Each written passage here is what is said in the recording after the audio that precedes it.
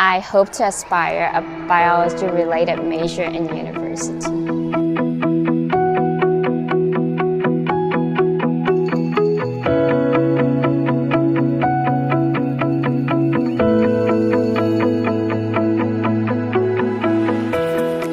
This month, during our spotlights, we would like to give a window into our process of launching CAS. Over the past few years, we have revisited how we here at SCIS can help to guide the students into how they pursue their creative endeavors, lead a healthy and balanced lifestyle, and contribute positively to their communities. I'd like to pass it over now to a few of our DP students, as well as our phenomenal team of advisors, Mark Turner, Aaron Hoos, and Dominic St. Pierre. I think that CAS is a nice way to formalize your commitment to things that are not necessarily academic in nature, but important for any DP student. So examples might be your aspirations outside of the classroom related to sport or family or friends or aspects of your identity or your creative life. But explaining the CAS program to students early on in the DP program can be overwhelming, just like with a lot of IB aspects. So we like to simplify things and have students consider their identity, who they are, where they would like to be going, non-academic aspects of themselves, as well as some more academic aspects, and get them to just think about those things and try to make a formal connection between those and the CAS outcomes rather than the CAS strands. So during the golf ball activity, I identify my strength as how I take care of myself physically, and therefore I want to create a fashion show about self-love and self-respect. From the golf ball activity, I could elaborate better about CAS learning outcomes. For example, CAS learning outcome 1 is improving and identifying my own strength. For example, Korean parents are better than me at speaking Korean, like their formality and fluency. So my own CAS experience, I chose translating Korean bulletin every week.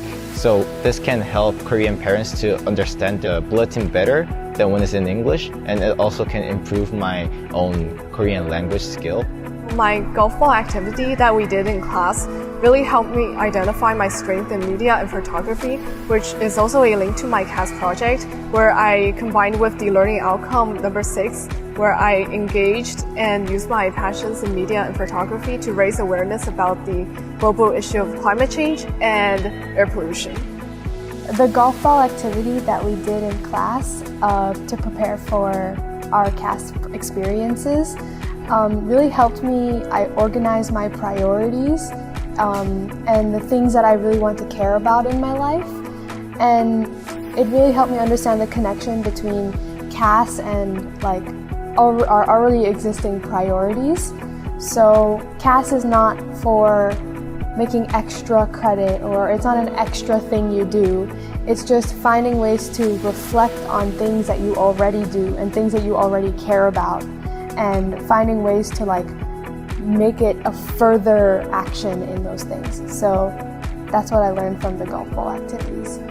The golf ball activity was very simple and helped me figure out my values, which made it really easy to think of a CAS experience to do. Further on, my CAS experience is bringing communities together with food, as I'm researching many authentic Chinese recipes, and my plan is to bring communities together with sharing that culture. In order to help students get started on their CAS journey, one of the first activities we do is designed to help them recognize their strengths that they bring to the various CAS experiences or their CAS project.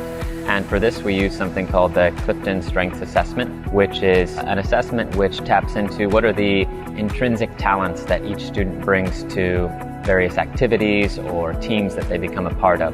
So things that show their skill at relationship building, at being strategic thinkers, or at influencing others.